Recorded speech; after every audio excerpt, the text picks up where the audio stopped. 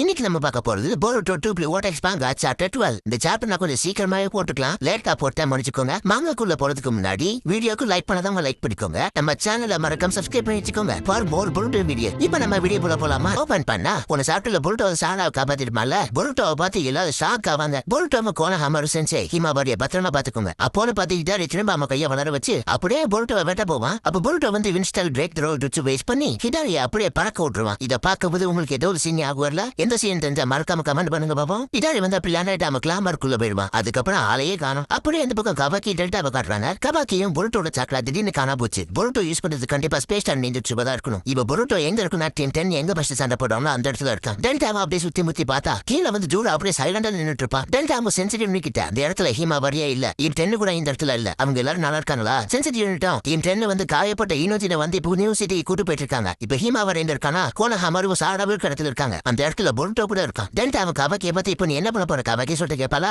கபாக்கியும் ஜூராவை அப்படியே முளைச்சு பார்த்துக்கிட்டு இந்த கம்நாட்டி அந்த புகழ்ல ஏன் அப்படி நிக்கினா அவ அடுத்து என்ன பண்ண போறான். அதுக்கப்புறம் பொருட்டோ பக்கம் காட்டுறாங்க. கோனஹாமரும் பொருட்டோவை பார்த்து நீ என்ன யோசிச்சுட்டு இருக்க பொருட்டோ, கொஞ்சம் கூட நீ இறக்கமே இல்லாம லீஃப் வில்லேஜ் விட்டு போன, நீ இப்ப இங்க என்ன பார்க்கன்னு தெரியுமா? சாராவும் கோனஹாமரு சென்சே நிறுத்துங்க, நீங்க நடந்ததை பாத்தீங்களா? பொருட்டோ மட்டும் சரியான நேரத்துல வரலாம், கதை எப்பயும் முடிஞ்சிருக்கும். சாரா அப்படி சொன்னதுக்கு அப்புறம் கோனஹாமரு கிட்ட நோ ரெஸ்பான்ஸ். கோனஹாமரு பொருட்டோவை பார்த்து கோனஹாமரும் எல்லாரும் ஜாக்கிரதையா இருங்க, கோடு மாதிரி இவனால கிளாமருக்கு யூஸ் பண்ண முடியுது. பொருட்டோவை இப்ப அவ எங்கதான் இருக்கா, ஆனா அவன் எங்கிருந்து அட்டாக் பண்ண தெரியாது. இது கொஞ்சம் கஷ்டமா தான் இருக்க போகுது. கோனஹாமர் கூட வந்து ஒரு சென்சிட்டிவ் சேர்ந்தவன் வந்திருப்பான். பொருட்டோவை அவனை பார்த்து ஏ நீ வந்து சென்சிட்டிவ் சேர்ந்தவன் தானே, இந்த இடத்த சுத்தி இருக்கிற ஒரு கிளாமருக்கையும் விடாம சென்ஸ் பண்ண, இது ஒரு கிளாமர் சாக்லேட் தென்பட்டுச்சுன்னா என் கிட்ட உடனே சொல்லு. ஆனா அவன் என்ன சொல்வானா, உனக்கு என்ன திமிரு, நீ ஒரு கிருநாள் எனக்கு ஆர்டர் போடுறியா? சும்மா பொருட்டோவை கூப்பிட்டு பொருட்டோ அவ வந்து சாராவை தான் கூட்டி வைக்கிறான். கோனஹாமர் சென்சி அவனை அட்டாக் பண்ணும்போது அவ வந்து திரும்ப கோனஹாமர் சென்சி அட்டாக் பண்ணாம சாராவை தான் அட்டாக் பண்ண வந்தான். அதனால அவ இப்போ கண்டிப்பா சாரா கிட்ட தான் வர வாய்ப்பு இருக்கு. சாராவும் அவ வந்து என்ன சாப்பிட போறானா, அதாவது அவன் அப்படிதான் என்ன சொன்னா, அவ வந்து என்ன பிடிக்கும் போது கூட என்ன சாப்பிட தான் ட்ரை பண்ணா. இவனுக்கும் எங்க அப்பா மரம் மனதுக்கு ஏதாவது சம்பந்தம் இருக்குமா? கோனஹாமர் கேட்டு ஷாக் ஆயிடுவான். என்னது மரமா மாறினாங்களா? ஒரு நிமிஷம், அந்த மரத்தை பத்தி தான் நீங்க பேசுறீங்கன்னா முதல்ல கூட ஒரு மரமாவே மாறிட்டா. பொருட்டோவும் இப்ப நம்ம சண்டை போட்ட வந்து அங்கிள் சாஸ்கேவோட காப்பி மாறிதான். அவர் வந்து ட்ரீயா மாறிட்டதால அவரோட சாக்கலாவை அப்சர்வ் பண்ணி ஒரு புதுசா ஒண்ணு உருவாயிருக்கு. அதுதான் இப்ப நம்ம சண்டை போடுறோம். அவனுக்கு இறக்கலாம் காட்டாதீங்க. அப்ப ஒன்னு அங்கிள் சாஸ்கேனா இல்ல, நம்ம போக்கஸ் பண்ண வேண்டிய விஷயம் அவனை தூக்குறது மட்டும்தான். மாஸ்டரை சேவ் பண்ணி அவனா வேற வழியே இல்ல. கோனஹாமருக்குலாம் என்னதான் சொல்றான்னு ஒண்ணு புரியாம இருப்பான். கோனஹாமரும் பொருட்டோ பார்த்து ஏ பொருட்டோ உனக்கு எப்படி இந்த மாதிரி இன்ஃபர்மேஷன் தெரியுது,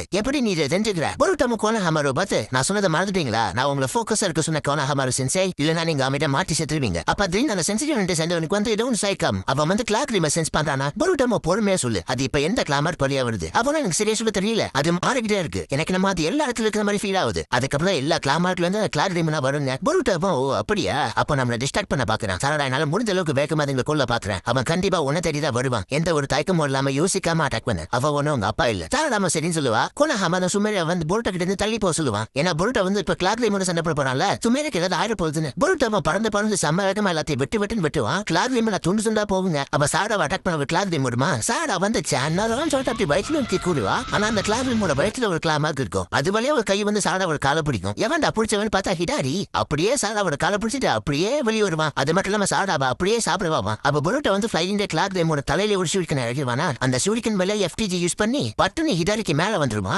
அதுக்கப்புறம் பொருட்டோ ரசிகனை வச்சு ஹிடாரியோட முதுல ஒரே போடு சும்மா முதுவை கிழிச்சுக்கிட்டு போகும். இந்த சீனை பார்த்தா அவங்களுக்கு ஒரு ஐகானிக்கான சீன் ஆக வருமே. அது என்ன சீன் தெரிஞ்சா மறக்காம அப்படி கமெண்ட் பண்ணுங்க பாப்போம். எத்தனை பேர் கண்டுபிடிச்சீங்க நானும் பாக்குறேன். பொருட்டோ வந்து ரசிகனை வச்சு அடிச்ச உடனே ஹிடாரி வந்து செம்ம டேமேஜ் திரும்ப கிளாமருக்குள்ளே போயிடுவான். அந்த கிளாமருக்குள்ளே ஹிடாரி வந்து அவன் இடத்துக்கு போயிடுவான். அந்த இடத்துல வந்து உட்சல் மாதிரி என்னமோ ஒன்று இருக்கும். அது வந்து ஹிடாரியோட உடம்பா போய் சரி பண்ணும். சரி பண்ண அடுத்த செகண்ட் பொருட்டோக்கு பின்னாடி கிளாமருக்குல இருந்து வெளியே வந்து பொருட்டோ சாரா சுத்தி எல்லா இடத்தையும் கிளாமருக்கு வர வச்சிருவான். ஹிடாரி வில்லத்தனமா திரும்ப அந்த கிளாமருக்குள்ளேயே போயிடுவான். அப்படின்னா ஏதோ ஒரு கிளாமருக்குல இருந்து அட்டாக் பண்ண போறான். சாராவும் பொருட்டோவை பார்த்து பொருட்டோ நீ வேணா வானத்துல இரு, நான் இங்க தரையில இருந்து ஹிடாரியோட கவனத்தை இருக்கிறேன், எப்ப அவன் வெளியே வரணும் அப்போ ரசிகனை வச்சு அவன் அடிச்சது. பொருட்டோவும் இல்ல இப்ப என்னால பார்க்க முடியாது, ஏன்னா எனக்கு இப்போ வேற ஒரு ஆப்ஷன் இருக்கு, நான் வந்து ரசேங்கான் உசிகோவை யூஸ் பண்ண போறேன், நான் என்னோட எல்லா பவரையும் ஒன்னா சேர்த்து அவனை ஒரே அடியில கொல்ல போறேன். சாராவும் ரசேங்கான் உசிகோவா அப்படின்னு சொல்லிட்டு ஒன்னும் புரியாம இருப்பாளா? ஏன்னா சாரா வந்து ரசேங்கன் உசிகோவை பார்த்தது இல்ல. பொருட்டோவை அதை பத்தி சொல்லுவான். இந்த சுச்சு வந்து இந்த உலகத்தோட ரொட்டேஷனை யூஸ் பண்ணும், இந்த சுச்சோட சக்தியை அதிகமாக்கணும்னா அதுக்கு கொஞ்சம் டைம் எடுக்கும், இது வந்து ஒரு புது ரசேங்கா, இது வந்து இந்த உலகத்தோட சாக்லான் கூட சொல்லலாம். சாராவும் என்னது ஒரே அடியில கொண்டுறியா, அது வந்து சாத்தியமா? பொருட்டோவும் கண்டிப்பா இப்ப நான் சொல்ல போறது ஒரு பிரச்சனை கூட சொல்ல முடியாது, என்னோட பவரை இன்க்ரீஸ் பண்றதுக்கு கொஞ்ச நேரம் நான் இப்படியே தாக்கு பிடிச்சு நிக்கணும், நான் இப்படியே இதோட பவர் அதிகமாகிட்டேனா இதோட பவருக்கு எந்த ஒரு எல்லையும் இல்ல அப்படின்னு பொருட்டோ வந்து ரசேங்கன் உசிகோட பவரை வந்து அப்படி கொஞ்சமா இன்க்ரீஸ் பண்ணிட்டே இருப்பான். அதுக்கப்புறம் நான் இன்னொரு விஷயமும் தெளிவா சொல்லுவேன். ஆனா இப்ப நான் சொன்னதெல்லாம் நான் பண்ணணும்னா என்னோட கால் வந்து பூமியோட தரையில நின்னே ஆகணும், அப்பதான் இந்த உலகத்தோட சாக்கராவை என்னால அப்சர்வ் பண்ண முடியும். நான் ஒருவேளை பறந்தனா என் கால் வந்து தரையில இருக்காது, அப்ப என்னால இந்த பூமியோட சாக்கராவை அப்சர்வ் பண்ண முடியாது. அதனாலதான் இப்ப என்னால பறக்க முடியாதுன்னு சொல்றேன். நான் அவனை ஒரே அடியில தோக்கடிக்கணும்னா நான் இந்த உலகத்தோட சாக்கராவை அப்சர்வ் பண்ணியே ஆகணும். சாராமா போன சாக்கராவை அப்சர்வ் பண்ண கொஞ்சம் டைம் ஆகும். புரிஞ்சது, நாங்க பாத்துக்கிறோம். அப்போ ஒரு கிளாமாக்ல இருந்து ஹிடாரியோட கை வரும், அதுவும் சிடோரியோட. அப்ப கோனா ஹமாரு அப்ப பறந்து வந்து ரசங்கன் பேரிகரை யூஸ் பண்ணி அந்த கையை தெறிக்க விட்டுருமா. பொருட்டம கோனா ஹமாரு பார்த்து, ஹலோ நம்ம கிட்ட என்ன சொன்ன ஞாபகம் இருக்கா,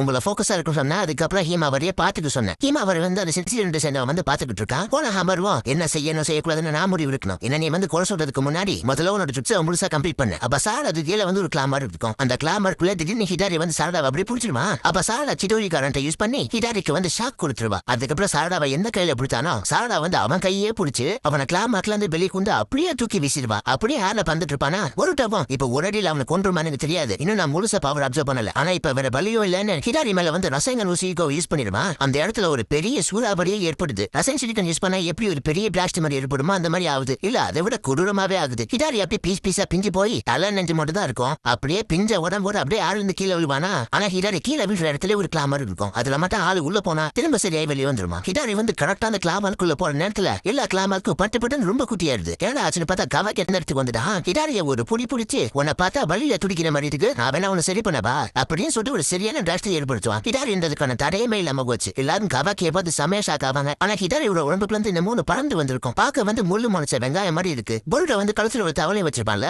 அந்த முள்ளு வெங்காயத்தை வந்து அப்படியே அந்த தவளை இட்டு காட்டுவான். பொருட்டவா உங்களுக்கு என்ன தோணுது, இது அது தானே கரெக்டா? அந்த தவளை பக்கத்துல வந்து கொஞ்சி காய்ச்சினாலையும் பார்க்க முடியுது. அவர் என்ன சொல்லுவார், நான் சந்தேகமே இல்ல, நான் பார்த்தது மாதிரியே தான் இருக்கு, இது அந்த சோத்ரோன் தான். பொருட்டாவும் சரி ஓகே அப்ப நான் எடுத்துட்டு என்ன சொல்லுவானா. அப்ப கவாக்கி பொருட்டாவை பிடிச்சு மிஸ் வெயிட் பண்ண, இது என்னன்னு என்கிட்ட தெளிவா சொல்லு. பொருட்டாவும் என்னோட மாஸ்டர் வந்து மரமா மாறிட்டாரு, அவர் அதுல இருந்து காப்பாத்தா இதுதான் உதவும் அப்படிதான் நான் கேள்விப்பட்டேன். நான் சொன்னதை நீ புரிஞ்சுட்டேன்னு விடு கவாக்கி. அப்படி இல்லனா உன் கையை நான் ரெண்டா வெட்ட வேண்டியது இருக்கும். கவாக்கி இப்போ நீ யார்கிட்ட இதை பத்தி கேட்ட, யாரு உனக்கு இன்ஃபர்மேஷனை சொல்றது. அப்ப திடீர்னு ஏதோ ஒரு பீம் வந்து பொருட்டோட நெஞ்சில அட்டாக் பண்ணிடும். நெஞ்சில ஓட்டையை போட்டு பின்பக்கமே வந்துடும். சாரா வந்து பொருட்டோன்னு கத்திக்கிட்டே வருவா. பொருட்டோட வாயில இருந்து ரத்தமா ஊத்துது. இந்த டீம் எங்க இருந்து வந்துச்சு ஏறி வந்துச்சுன்னு சொல்லிட்டு யாருக்கும் ஒண்ணு புரியல. கவாக்கி டெல்டா கிட்ட பேசுவான். டெல்டா அந்த என்னாச்சுன்னு கேட்பானா. அதாவது என்னன்னா ஜூரா வந்து ஹீமாவரிக்குள்ள சண்டை போட்டான்ல, அந்த இடத்துல தான் இருக்கான். ஆனா அந்த இடத்துல இருந்து ஒரு பீமை யூஸ் பண்ணி பொருட்டோவை அட்டாக் பண்ணிட்டான். ஜூரா வந்து ரொம்ப தூரத்துல இருந்தாலும் கொஞ்சம் கூட குறி மிஸ் பண்ணாம அட்டாக் பண்ணிருக்கான். சார் அவன் பொருட்டோ கிட்ட வந்து பொருட்டோ உனக்கு என்னாச்சு இந்த மாதிரி கேப்பா. பொருட்டோ கீழே வந்ததால அந்த சுதந்திரம் வந்து கீழே வந்துடும். அப்பதான் சாராக்கு பொருட்டோ சொன்னது ஞாபகம் வரும். இது இருந்தா தானே திரும்ப சாஸ்கியை மனுஷனா மாத்த முடியும். சாரா வந்து பொருட்டோ சொன்னதை வச்சு பார்த்துட்டு அதை அப்படியே எடுக்க போவா. சாராவோட கையை அந்த பீம் வந்து அட்டாக் பண்ணும். அப்பயே விடாம அப்படியே அந்த கையை வச்சு எடுக்க போவா. அப்ப திடீர்னு இந்த சூத்திரம் வந்து அப்படியே தானாவே பறந்து அப்படியே ஜூரா கிட்ட போயிடும். அதாவது ஜூரா தான் பற வச்சிருக்கா. ஜூராவும் இந்த பொருட்டோக்கு வந்து சூத்திரனை பத்தி கூட தெரிஞ்சிருக்கா.